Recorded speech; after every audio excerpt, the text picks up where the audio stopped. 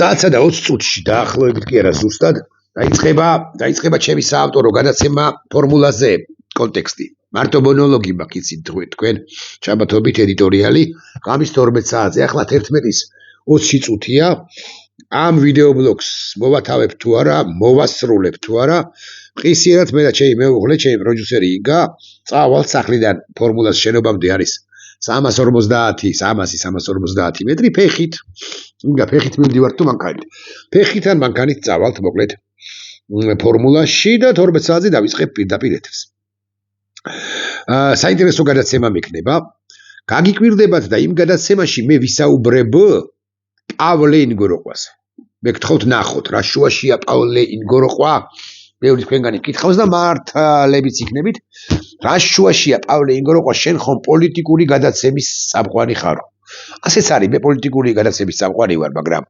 პავლე ინგოროყვა გამახსენა იმან რომ მისი სახელობის ქუჩაზე არის მთავრობის ადმინისტრაცია ირაკლი კობახიძე სწორედ მისი სახელობის ქუჩაზე მდებარე მთავრობის შენობაში მუშაობს მე-12 თუ მე-13 სართულზე თუ იმას რასაც აკეთებს მუშაობა ჰქვია ადრე ამ ქუჩას კომუნისტების დროს 99-მდე 90-მდე უფრო ერქვა ჩეკისტი კაცის ფელიქს ძერჟინსკის სახელი ძერჟინსკის სახელსა ატარებდა ძერჟინსკი საშინელი კაცი იყო ჩეკას ხელმძღვანელი რეპრესიების ავტორი კაცი რომელიც მათ ამოაგდო ყველაფერი ხალხის წინააღმდეგ წავიდა და ხრეტები წითელი ტერორი რა არ ხდებოდა მისი თაოსნობით ხო მისი და სხვებისაც ცხადია ხა მე პავლე ინგოროყვაზე ფიქრი გამექცა იმიტომ და აკი გეუბნებით რომ აკი ვამბობ რომ მასზე ვისაუბრებ რომ აი პავლე ინგოროყვა მასშტაბური კაცი იყო რუსთველოლოგი თუმცა პავლე ინგოროყვას არ ვიცი ისიც თუ არა ხელი აქვს მოწერილი საქართველოს დამოუკიდებლობის აქცია 1918 წლის 26 მაისს სტალინმა ის სხვადასხვა დაინდო მის მიმართ რეპრესიები არ განხორციელებულა კი 1-2 ჯერ შეავიწროვეს თუ არ ვცდები კი არა ნამდვილად აკადემიკოსის სტატუსი წარმისცეს უკვე 50-იან წლებში სტალინის გარდაცვალების შემდეგ რაღაცეები დაუწუნეს რაღაც გამოცემები დაუხურეს 20-იან წლებში მაგრამ ისეთი აი არსებითი რეპრესიები მის წინააღმდეგ არ განხორციელებულა პავლე ინგოროყვა მუშაობდა რუსთაველოგი იყო მერქი პირველ ყოვლისა მუშაობდა რუსთაველზე მან და სხვა მიმართულებითაც ამ მიმართულებით სხვა ავტორებზეც რა საკვირველია გრიგოლ ხანძთელის ცხოვრებაზე მუშაობდა ილია ჭავჭავაძეზე მუშაობდა გიორგი ბერჩულეზე და გრიგოლ ხანძთელზე შესაბამისად ილია ჭავჭავაძის მრავალტოლმეული აქვს გამოცემული მონოგრაფიები ბარათაშვილზე აკაკი წერეთელზე და ასე შემდეგ თუმცა აი ღერძი და ღერძი რა საკვირველია რუსთაველია ორჯერ გამოსცა ეფრისყაოსანი 50-იან წლებში და 70-იან წლებში 83 წელს თუ არ ვცდები და არ ვცდები ის გარდაიცვალა გვარიანად მოხუცებული. ეხლა მე დავსვი კითხვა და ავსვამ კითხვას. ტექსტი გამზადებული მაქვს. ხო, ვისი მემკვიდრეა კაცი რომელიც მუშაობს ინგოროყვას ქუჩაზე? ვისი? ანუ კობახიძე ბანდიტი. კონცეპტუალურ მემკვიდრეზე ლაპარაკობ ცხადია და არა ბიოლოგიურ მემკვიდრეზე. პავლე ინგოროყვასი თუ ფელიქს ძერჟინსკისა და ასეც და ალბათ ერთ-ერთი სლოგანი იქნება ამგვარი იმ გადაცემაში რომ საათ ნახევარში არც კი რო იწყება რომ ირაკლი კობახიძე არის ფელიქს ძერჟინსკის მემკვიდრე ბანდიტი ძერჟინსკის ქუჩიდან ასე უნდა დავარქვა იმ ქვეთავს იმ ერთ ნაწილს ჩემი ედიტორიალისა თუმცა იმავე ედიტორიალში ბევრ სხვა საინტერესო საკითხებს ვისაუბრებთ პირველ ყოვლისა იმაზე რატომ არ ელაპარაკება საქართველოს დე-ფაქტო ხელისუფლებას დასავლეთი ესენი ხო იხვეწებიან ევედრებიან ბრიუსელს და უფრო ვაშინგტონს დაგველაპარაკეთ გვცანითო მაგრამ სრული იგნორია ვაშინგტონიდან კობახიძე ბანდიტმა ისიც თქვა აი ბანდიტმა ძერჟინსკის ქუჩიდან ისიც თქვა რომ ჩვენო იმედი გვაქვსო რომ ტრამპი დაგველაპარაკებაო ძალიან გვინდაო ახალი ფურცლიდან დავიწყოთო ამაზე მე ვილაპარაკე წინა ვიდეო ბლოგში არ გამოვა ეს ლაპარაკი არ და მე იქ დავასახელებ 7 მიზეზს ჩემეული გააზრებით, რატომაც არ გამოიხედავს ვაშინგტონის თბილისისაკენ ტრამპის ადმინისტრაცია. არ გამოიხედავს, იმიტომ და ესე 7 საბაბ მიზეზზე ვისაუბრებ. გთხოვთ ნახოთ უბრალოდ, მეგონი საინტერესო გადაცემა გამომივა. ამასობაში ახლა ეს ერთი ამბავია, მაგრამ რაღაცებზე ხო მე ვერ მოვახერხებ ლაპარაკს. იმდენად დიდი ამბებია გარშემო, რომ ყველაფერზე ვერ მოახერხებ. მაგალითად, ვერ მოახერხებ საუბარს, გაგიკვირდება და საქართველოს საპატრიარქოში მიმდინარე პროცესებზე არ დავასახელებ ერთ საჯარო პირს, რომელიც შემხვდა ცოტა ხნის წინ, რომელიც ესწრებოდა მეუფე სერაფიმეს, ხო, მეუფე სერაფიმე გარდაიცვალა, ხო არ მეშლება. ბოდიში ეს გავაჩეროთ ერთ წუთს.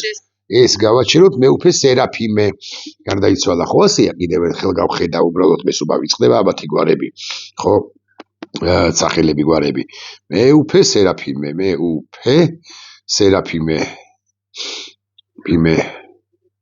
ხო, სერაფიმე ჯოჯუა გარდაიცვალა 4 ნოემბერს 2025 წელს. დღეს სამების დიდ საკათედრო ტაძარში, თუ არ ვცდები, იყო რაღაცა გასვენება და ასე შემდეგ და ერთმა საჯარო პირმა, რომელიც შემხვდა ამ ცოტა ხნის წინ, 15 წუთის წინ დაახლოებით, ბატონო იკა.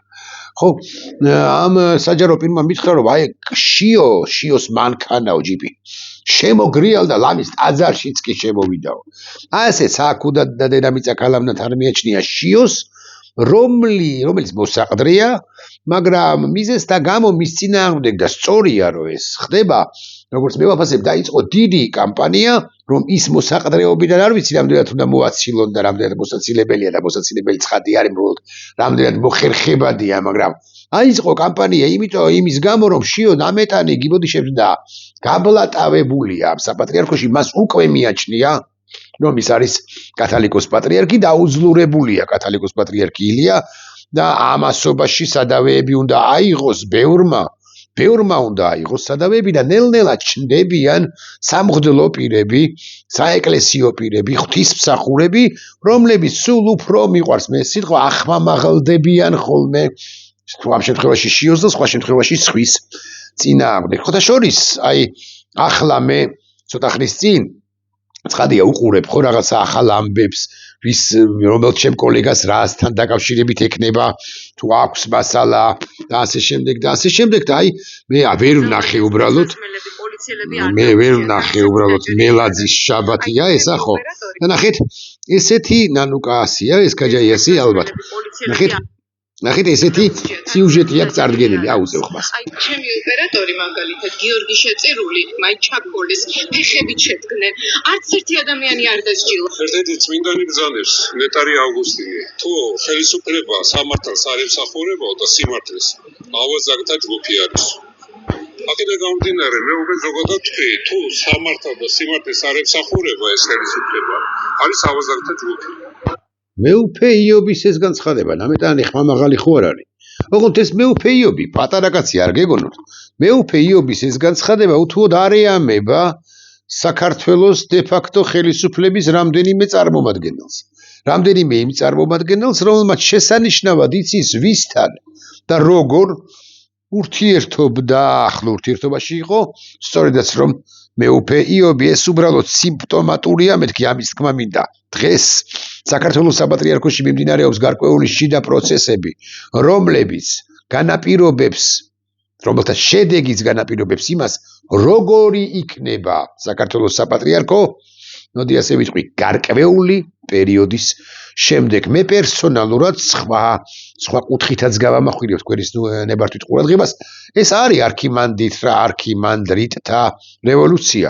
მე მგონია რომ ზოგიერთ მათგანს საერო ხელისუფლება შეეხება და უფრო მძიმედაც ილია არ მიწყენს, მე და სხვაებიც ალბათ არც დოროთე, შეიძლება საქართველოს დე-ფაქტო ხელისუფლებამ ზოგიერთ მათგანს გაუბედოს ბორკილების დადებაც კი, მით უმეტეს თუ კაბა ანაფორა გახდილი იქნება, განმოსცილი იქნება რომელიმე მათგანი და არის ამ ხსენებული ბანდიტი შიოს გადაწყვეტილებით, უკანონო გადაწყვეტილებით, მაგრამ ეს პრინციპში გამორიცხული არ არის, მაგრამ ამისგან დამოუკიდებლადაც მიმდინარეობს გარკვეული პროცესები საპატრიარქოში და მეუფეიობის ეს განცხადება, ასევე სხვა მეუფეების მაღალი მღვდელმსახურების, მაღალი იერარქების, მათ შორის ზენონის განცხადება 1, 2, 3 თუ არ ვწდები, 2 მინიმუმ ადასტურებს იმას, რომ შიო ერთი ამბავია შიოს წინააღმდეგ წასვლა, რომელიც გააბლატავებულია, მეთქი აკიგითხარით თავის პაჟებთან ერთად, მაგრამ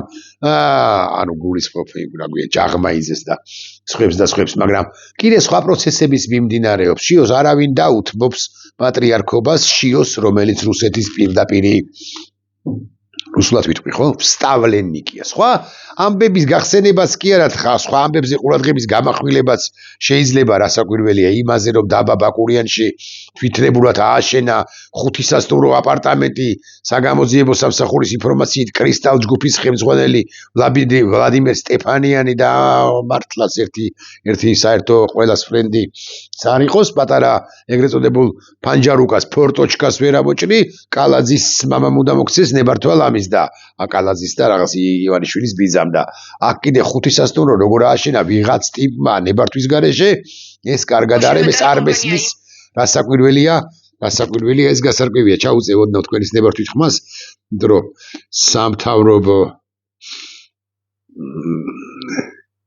ხო ეს რაღაც სისულელები, აი ამ სამთავრობო მარხების მიერ და ასე შემდეგ. მოკლედ ამბები იქნება და ამბები არის და ამბები იქნება